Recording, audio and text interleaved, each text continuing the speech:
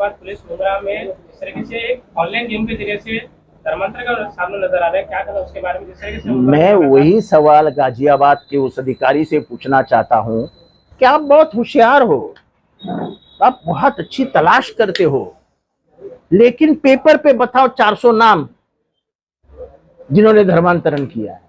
ऐसे हवा में तीर मत छोड़ो माहौल खराब करने के लिए। मुंब्रा हिंदू मुसलमानों का इलाका है। ये तो हमारे मूर्ख दोस्त लोग हैं जो समझते हैं कलवा मुंब्रा यानी पूरा मुसलमानों का है। वहां 60% हिंदू है, 40% मुसलमान है। तो 60% मुसलमानों में क्या, हिंदुओं में क्या मूर्ख है 400 लोग जो इस्लाम स्वीकार कर लेंगे? एक खामो खा देश का, महाराष्ट्र का माहौल खराब करने की बात है। दिख रहा है कि महाराष्ट्र हाथ से जा रहा है। बीजेपी और शिंदे गुट मिलके 100 का आंकड़ा नहीं पार कर सकेंगे, 100 का आंकड़ा। और इसलिए एकलौता जो हथियार उनके हाथ में है वो जातीय दंगे। 4 दलितों को मारा 4 दिन में, 4 दलितों को। हर जगह पे जातीय धार्मिक तनाव निर्माण हो रहा है। जो कोल्हापुर में शहाजी महाराज ने हिंदू और मुसलमानों को ऐसे बाजू बाजू में रखा था, वहां पे कभी दंगे नहीं हुए थे। वहां पे बाबू जमाल नाम का एक दरगाह है, वहां उस दरगाह के दरवाजे के ऊपर गणपति की तस्वीर लगाई हुई है। ये इतिहास है उस शहर का।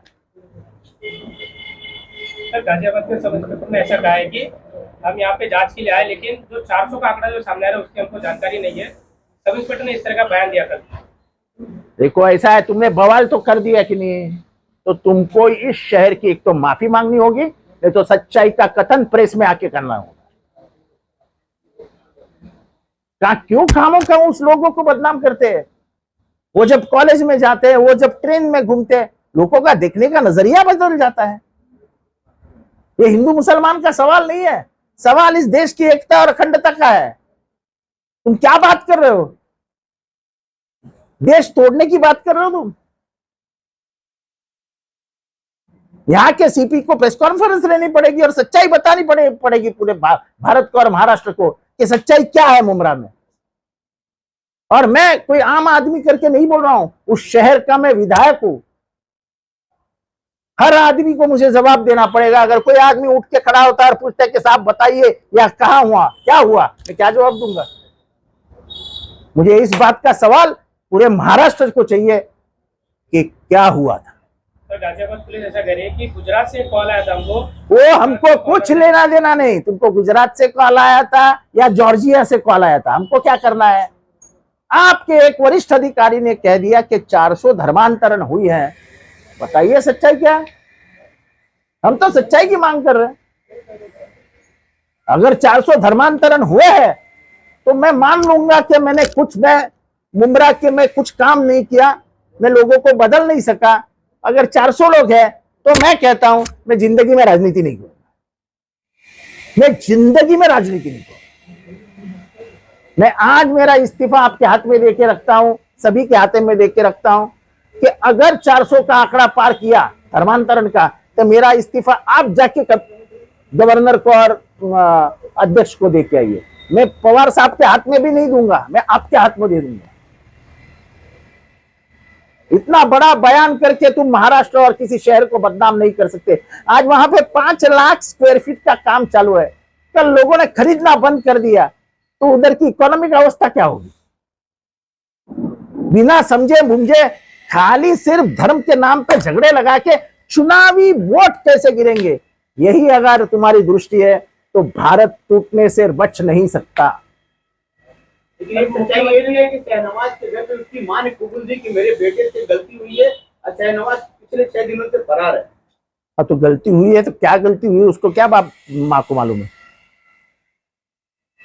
वो ऑनलाइन में धर्म परिवर्तन का गेम खेल रहा था, ये बात उसने पुलिस स्टेशन में बताई। तो कितने हुए? उन्होंने आंकड़े नहीं बताया। तो आंकड़े आने चाहिए ना। 400 हुए क्या? कहीं न कहीं ये मामला तो सामने आ रहा है ना। तो आने दो ना, 400 हुए कि नहीं वो तो देखो। जिस तरह से आपने कहा कि मुमरा को बदनाम किया जा रहा है, आप मुमरा को लेकर अगला कदम क्या होगा? हमने बोला ना, अगर 400 का आंकड़ा 15 दिन में एक नहीं बताई पाई पुलिस, तो हम मुमरा बंद कर देंगे और हिंदू मुसलमान सब एक मोर्चा निकालेंगे एक साथ होके कि भाईचारा खराब मत करो।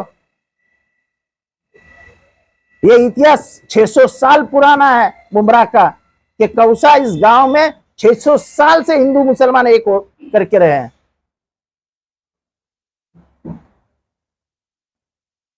यहाँ की मुमरा देवी का जो मंदिर है वो हजारों साल पुराना है, पौराणिक मंदिर है।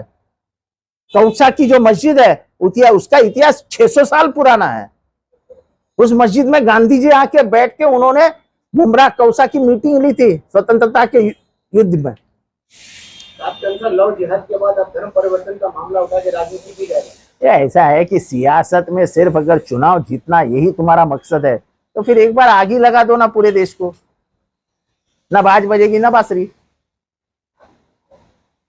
सर, मुख्यमंत्री ने विकास चरनी रोड के गर्ल्स हॉस्टल की जो घटना है और उसके बाद कल मीरा रोड में भी जो महिलाओं को लेकर जो अपराध बढ़ते जा रहे हैं सर, उसके उस पर तो देखो, ऐसा है कि इंस्टेबिलिटी ऑफ गवर्नमेंट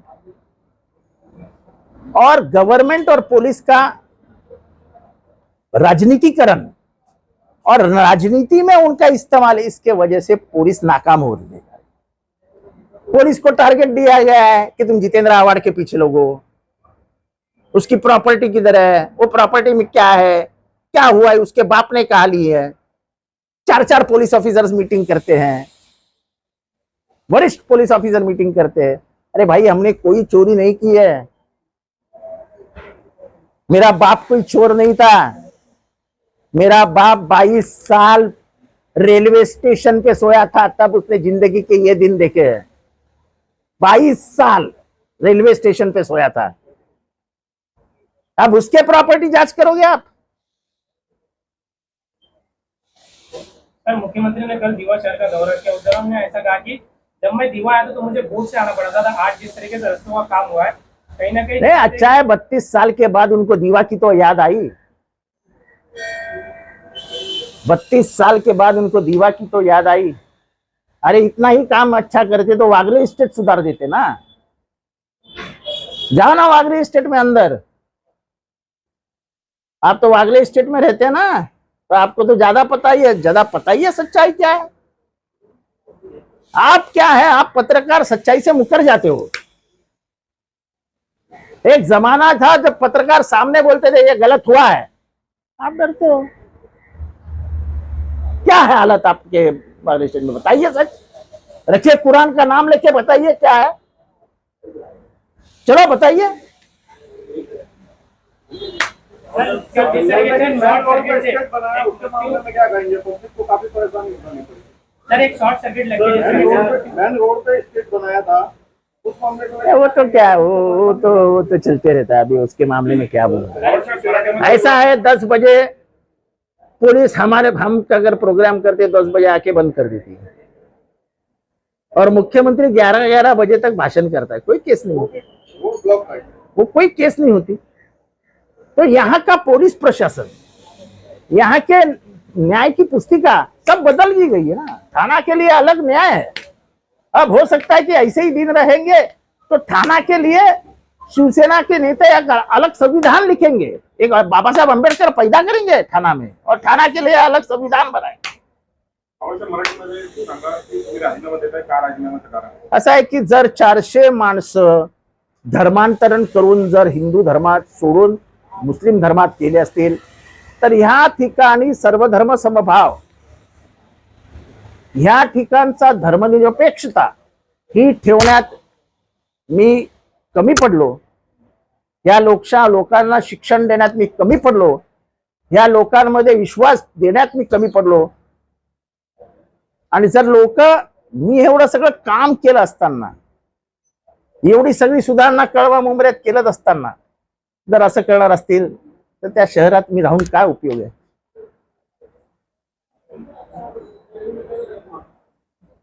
मी अपयशी ठरलो असं मी म्हणेन। सर, आपने मुमरा बंद करने की बात कही, उसके बारे में बताइए। अगर 400 का आंकड़ा वो साफ नहीं करते कि क्या आंकड़ा है, कितना आंकड़ा है, तो मैं हर एक के घर में जाकर कहूंगा कि नीचे उतरो, और नीचे उतर के मुमरा को बंद करो और पूछो शासन से कि हमारी गलती क्या है, क्यों तुम हमें बदनाम कर रहे हो, क्यों इस शहर को बदनाम कर रहे हो, क्यों हमारे बच्चे लोगों की जिंदगी खराब कर रहे हो, क्यों हमारे व्यवसाय को खराब कर रहे हो, जहां से हमारी रोजी रोटी आती है उस रोजी रोटी पे कुल्हाड़ चला रहे हो, हमको भूखा मारना चाहते हो क्या? और उसमें हिंदू मुसलमान सब है। आज पूरे मुंब्रा से लेके कौसा तक जितने भी मेहनत का काम करने वाले, बिल्डिंग के अंदर काम करने वाले, सब बंजारा जमात के लोग हैं। मालूम है किसको? सब बंजारा जमात के लोग हैं। अगर बिल्डिंग का काम बंद हो जाता तो कुछ का काम बंद हो जाएगा। वो गरीब बेचारों बंजारों का कहां रहेंगे वो? आपको एक तो जातीय समीकरण मालूम नहीं, आपको धार्मिक समीकरण मालूम नहीं, कौन क्या काम करता है, किसको क्या मिलता है वो आपको मालूम नहीं। सिर्फ चुनाव जीतने के लिए, एक जितेंद्र आव्हाड को बदनाम करने के लिए आप लाख लोगों की जान ले लेंगे। तो एक आखिरी सवाल, भारतीय जनता पार्टी के युवा अध्यक्ष जिस तरीके से कल उनको मारने की मारने के नहीं, उसका मर्डर हो जाता।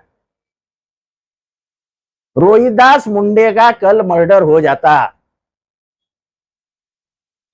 अमोल केंद्रे को कल मारा जाता। तकदीर उनके के दोनों हाथ में नहीं लगे। इस तरीके की राजनीति अगर मुख्यमंत्री के जिले में चालू हो जाएगी, ये ऊपर वाले जरा ध्यान दे थाना पे। चलो, सत्ता संघर्ष के बाद लगातार इनमें जो मसले नजर आ रहे हैं। लोकसभा को लेकर किया जा रहा है, शिवसेना गढ़ को बीजेपी उसके नॉमिनेट कर दी। अभी जो है आप समझ लो, आप भी मेरे से ज्यादा जानकारी, आप तो कल्याण के ही हो।